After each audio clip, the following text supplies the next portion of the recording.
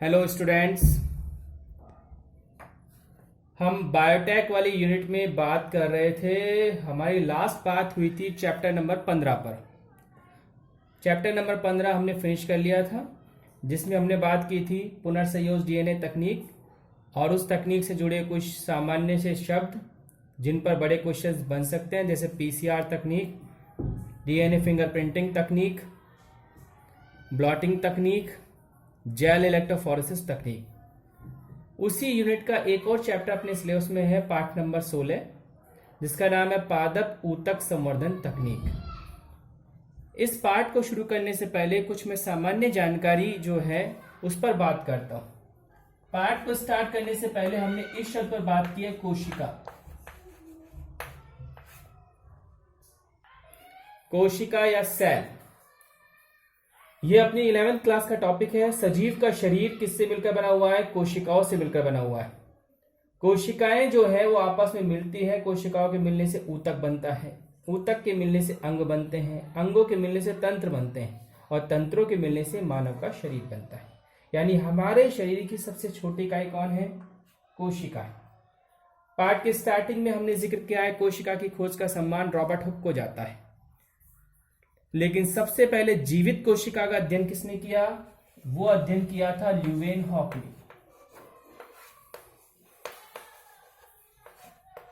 तो कोशिका की खोज से संबंध में दो साइंटिस्टों का जिक्र किया जाता है, ल्यूवेनहॉक का और रॉबर्ट हुक का। इनमें से कोशिका की खोज का सम्मान इन्हें प्राप्त है। पाठ में हमने आगे बात की है कोशिका सिद्धांत की। 11th क्लास में आपको याद होगा कोशिका सिद्धांत के बारे में हमने पढ़ा। कोशिका सिद्धांत किसने प्रस्तुत किया? श्लाइडेन व श्वान ने। इन दोनों वैज्ञानिकों ने कोशिका सिद्धांत दिया था, जिसमें इन्होंने बताया सजीवों का शरीर कोशिकाओं से मिलकर बना हुआ है। कोशिकाओं के अंदर आनुवंशिक पदार्थ होता है जो डीएनए होता है आमतौर पर, और डीएनए में जब हम बदलाव कर देते हैं तो संतान के गुणों में बदलाव आ जाते हैं। इसी क्रम में आगे एक साइंटिस्ट था विर्चोव। विर्चोव ने जिक्र किया था पुरानी कोशिकाएं विभाजन करती है तो नई कोशिकाएं बनती है, अर्थात कोशिकाएं विभाजन करती। तो जब कोशिकाएं विभाजन करती है तो उनकी संख्या बढ़ती है, और संख्या बढ़ने के बाद एक कोशिका से दो से 4, इस तरीके से अनुपातिक रूप में कोशिकाओं की संख्या बढ़ती है।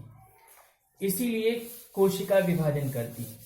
अब इसी लाइन को ध्यान में रखते हुए हमने अपना चैप्टर उठाया। जैसे देखिए, अगर आपसे कोई सवाल करे क्या हम एक पौधे के छोटे से हिस्से से यानी सूक्ष्म भाग से नया पौधा बना सकते हैं? फिर समझिए, क्या हम एक पौधे के सूक्ष्म भाग से नया पादप बना सकते हैं? इस सवाल का जवाब है हाँ। तो इसके लिए हम कौन सी तकनीक यूज करेंगे? ऊतक संवर्धन तकनीक। दूसरा क्वेश्चन, क्या हम एक पौधे से कम समय में अधिक संख्या में पादप तैयार कर सकते हैं? यस, उसके लिए भी कौन सी तकनीक है? यही तकनीक है। तीसरा क्वेश्चन, क्या हम एक पादप से उसी का जैसा पादप, उसी का जैसा अर्थात क्लोन तैयार कर सकते हैं? यस, उसके लिए भी कौन सी तकनीक है? ये, अर्थात ये वाली तकनीक जो है वो कई मायनों में एक इंपॉर्टेंट टॉपिक है, जिस पर साइंस के फील्ड में या हम कहें एग्रीकल्चर के फील्ड में काफी बात होती है। इस टॉपिक को स्टार्ट करने से पहले हमने इस टॉपिक से जुड़ी हुई कुछ सामान्य बातें की हैं, यानी कि इस टॉपिक में काम आने वाले शब्दों पर बात की। तो एक छोटा क्वेश्चन तो ये बन सकता है, ऊतक संवर्धन तकनीक क्या है? एक ऐसी तकनीक जहां पौधे के सूक्ष्म भाग, अब वो सूक्ष्म भाग क्या हो सकता है? वो सूक्ष्म भाग कोई कोशिका हो सकता है, यानी पौधे की एक कोशिका से भी नया पौधा बन सकता है। कोई ऊतक हो सकता है, कोई अंग हो सकता है, कोई जीव द्रव्यक या प्रोटोप्लास्ट हो सकता है। इनमें से किसी भी सूक्ष्म भाग को लेके हम एक नया पादप बना सकते हैं। तो इस तकनीक के माध्यम से पौधे के छोटे से भाग को प्रयोगशाला के अंदर पोषक माध्यम पर रखते हैं। यहां पर एक माध्यम काम आता है, पोषक माध्यम। ये क्या है, इस पर बात अभी हम आगे करें। इस माध्यम पर जब हम पौधे के सूक्ष्म हिस्से को रखते हैं और उसका संवर्धन करते हैं तो नया पौधा बन जाता है।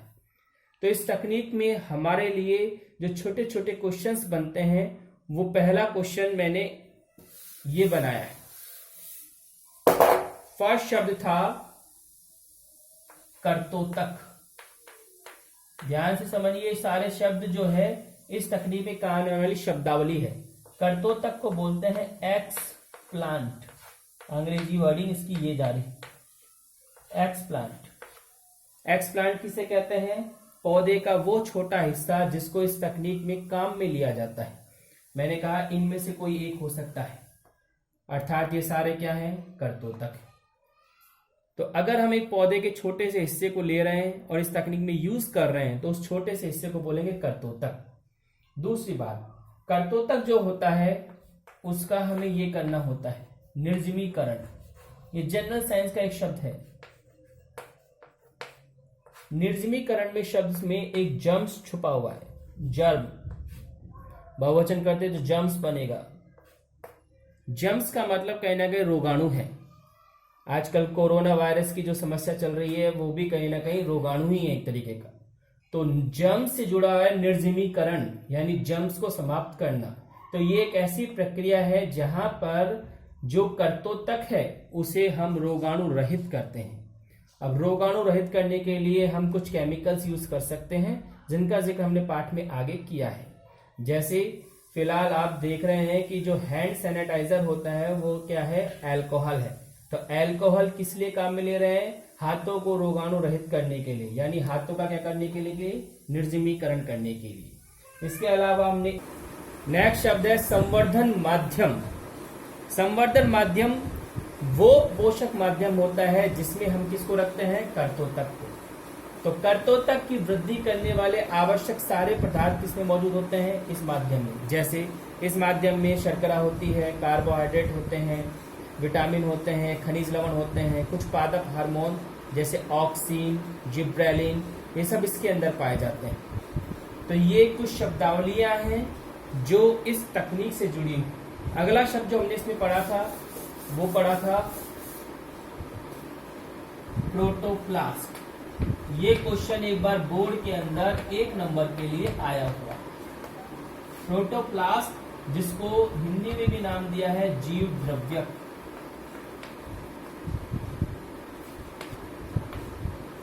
इस शब्द को समझने से पहले मैं एक सामान्य पादप कोशिका की बात करता हूं। मान लीजिए ये एक सामान्य पादप कोशिका का चित्र है। एक सामान्य पादप कोशिका में एक तो होता है आवरण कोशिका भित्ति, जो सेलुलोज की बनी होती है। हमने 11वीं क्लास पर इस पर बात की। एक आवरण होता है कोशिका झिल्ली, और कोशिका झिल्ली प्रोटीन की बनी होती है और वसा की बनी होती है। सिंगर और निकोलसन का मॉडल हमने पढ़ा। इसके अंदर की तरफ होता है केंद्र, यानी कि अगर एक पादप कोशिका की बात की जाए तो उस पर कितने आवरण पाए जाते हैं? 2। बाहर की तरफ कोशिका भित्ति, अंदर की तरफ कोशिका झिल्ली।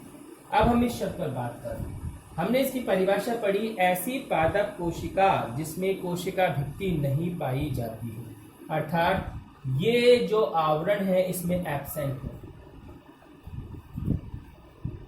तो ये एक ऐसी पादप कोशिका है जिसमें कोशिका भित्ति नहीं होती, केवल क्या पाई जाती है?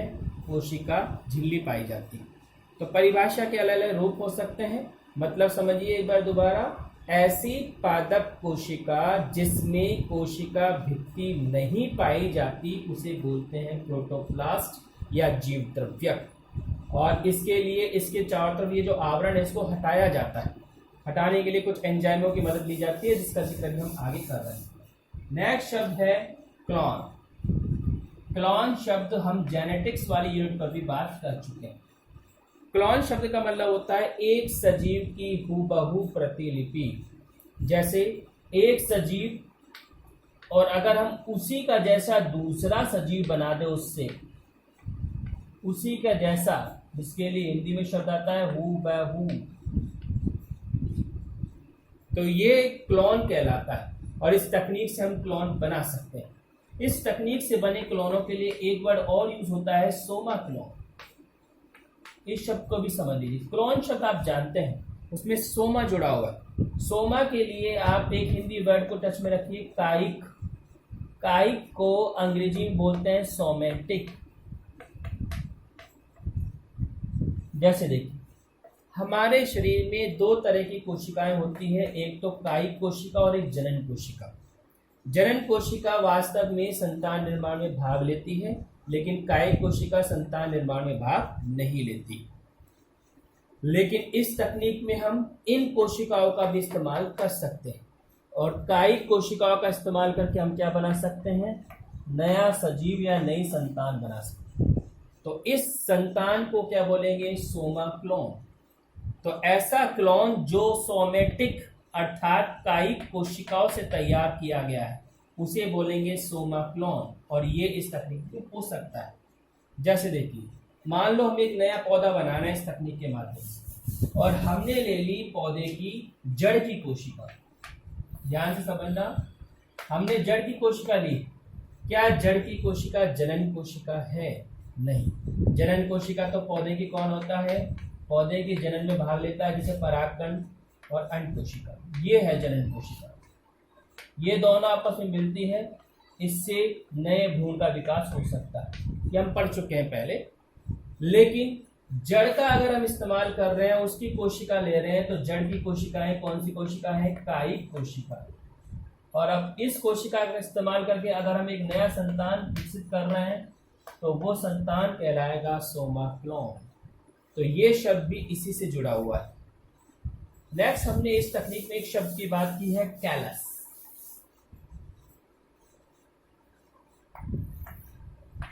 कैलस क्या है?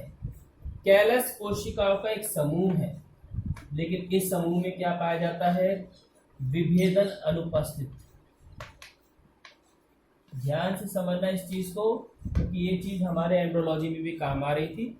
मैं पहले मानव भ्रूण विज्ञान के तौर पर इस चीज को समझाता हूं। जैसे देखो, मानव में हमने पढ़ा युग्मनज। युग्मनज में आगे होता है विदलन, यानी कि समसूत्री विभाजन, और विदलन के बाद बनता है मोरूला। आपको याद होगा, ये हमने मानव भ्रूण विज्ञान वाली यूनिट में बात की। मोरूला के अंदर हमने पढ़ा कितनी कोशिकाएं होती है, 16 कोशिकाएं। मैं 4 ही बना रहा हूं, वैसे टोटल होती है 16। 16 कोशिकाओं में क्या कार्य का कोई अंतर होता है? नहीं, सारी कोशिकाएं एक जैसी होती है। मैंने आपको कहा, एक कोशिका भी अगर अलग हो गई तो उससे एक नए भ्रूण का विकास होगा।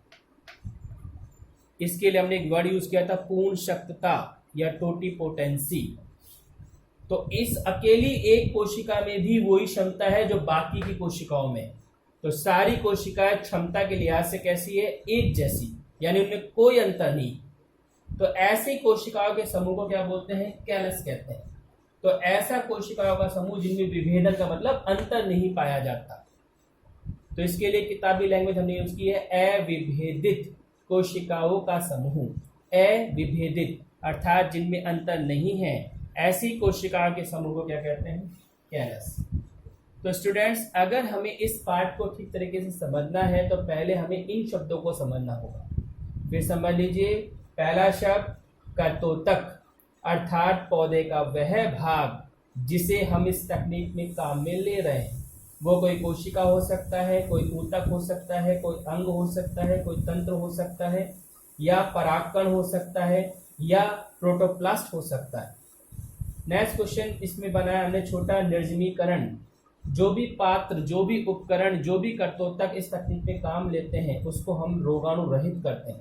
इस तकनीक को बोलते हैं निर्जमीकरण, जिसके लिए कुछ रसायन काम में ले सकते हैं, जैसे अल्कोहल का एग्जाम्पल लेके मैंने आपको समझाया। इसके अलावा हमने बात की इस तकनीक के अंदर एक और काम की चीज है, संवर्धन माध्यम। वो माध्यम जिसका इस्तेमाल करके, जिसका उपयोग करके हम पौधे के शिशु भाग को बड़ा करते हैं। इसमें पौधे के लिए पोषक पदार्थ पाए जाते हैं। इसके अलावा हमने बात की प्रोटोप्लास्ट या जीव द्रव्यक। पौधे के अंदर जो कोशिकाएं हैं उसमें अगर कोशिका भित्ति को नष्ट कर दिया जाए तो उससे बनता है जीव द्रव्यक, और जीव द्रव्यक को इस तकनीक में यूज किया जाता है। इसके अलावा कैलस, कैलस यानी कोशिकाओं का समूह जिसमें अंतर नहीं पाया जाता।